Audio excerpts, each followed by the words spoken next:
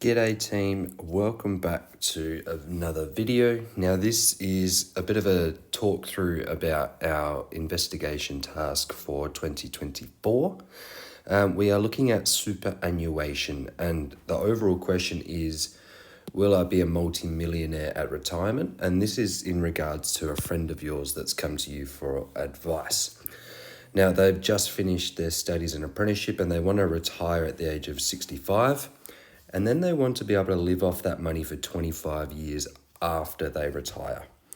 So you need to do a bit of research into your person, and I will give you a person and I'll tell you their name, their gender, their job, and their age. So you'll need to research their occupation to find their wage and all that sort of stuff regarding different things that might affect how their superannuation can build up. So in part one, you'll use these two links to do a bit of research into superannuation accounts and choose which one is the best for your friend.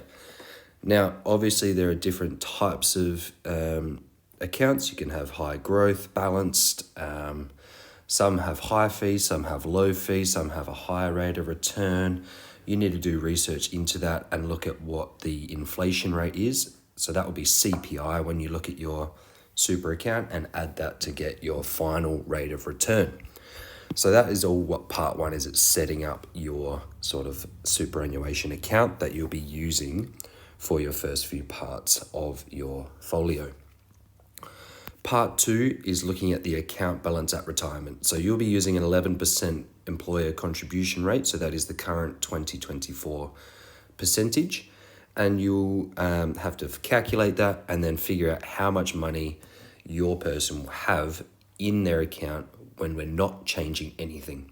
So we're going to be working for as long as your person's working for until they're 65. You're not going to change their wage. You're not going to change any contributions. And it's just going to be a stock standard sort of calculation so you can see and give them an approximate value for their superannuation account.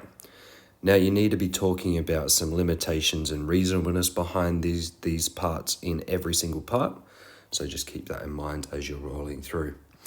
Part three is how much you can take out or your friend can take out every fortnight, every month, etc., whatever you chose up here. And we need to work out how much they can take out if they want to make that money last for 25 years.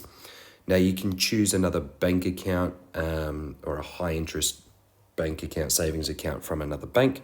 You just need to include evidence of that rate information somewhere, either in the folio or in your appendix. Part four is looking at the effect of inflation. So you need to work out how much your friend earns per fortnight. Calculate how much your friend would need to receive from their annuity account at retirement age to be receiving an equivalent amount, taking into account inflation. So you'll take that fortnightly rate and index it with regards to the inflation rate that you've found in part one. And then comparing this to the regular income that you found in part three, will they be able to still live comfortably off of this here? So that's just looking at the effect of inflation. Now, those three parts are pretty small, but the big main chunk of this folio is part five, which is where you're looking at how different factors affect the growth or the increase or decrease of your super account. So there's a few different ideas that you can use here. So making personal contributions, investing in different options, so different super accounts, the effect of wage increase and decrease, a change of retirement age, so retiring earlier, retiring later, so changing compulsory employer contributions. So even from 2 years ago, it's gone up from 10% to 11%, and it's going to keep increasing. Taking time off work for travel, family, change of career, change of the inflation rate. So there's just a bunch of different options. You can sort of make up anything that could occur in life. Now you need to look at how much their balance will be at the retirement age, as well as how much they'll be able to withdraw as a regular income. So you're pretty much doing part 2 and 3, within each investigation. So you must have at least 2 investigations which demonstrate one change. So you'll be going through and changing the wage.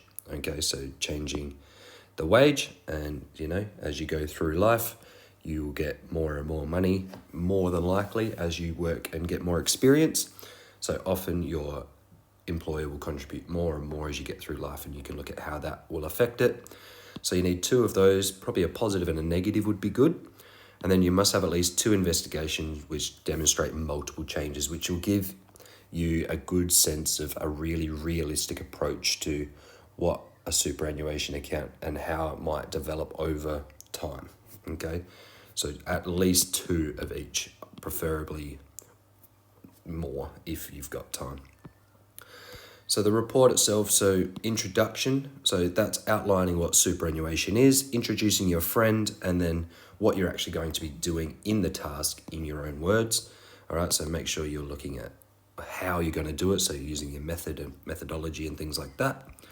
Throwing in your mathematical investigations 1 through 5, making sure each part has its own small little introduction and discussion talking about reasonableness and assumptions. Now it should flow on really, really nicely from one part to another. Now your discussion, so giving a background summary into super, again, discuss and compare your different scenarios, making a recommendation to your friend in your conclusion, so discussing overall reasonableness and limitations of any assumptions you've made during the model. And then finally, just recommending that most appropriate retirement strategy. Now, utilize an appendix to include evidence. So if you've compared 3 different superannuation accounts, you could put the 2 you don't use in the appendix, so you can refer to them when you're discussing why you chose the one you did, all your CPI information, etc., etc. You do need a reference list that doesn't go towards your page limit, and neither does the appendix. And the investigation should be a maximum of 12 single-sided A4 pages and a minimum font size of 10. Now, performance standards, we're not testing or assessing your predictions and all of that. That will be in the next folio. And we're not actually going to assess your use of technology at this stage. That will be assessed in the SAT. So hopefully that gives you a bit of background to start the folio. Obviously, email me any questions, and yeah, we'll get rolling. Thanks, guys.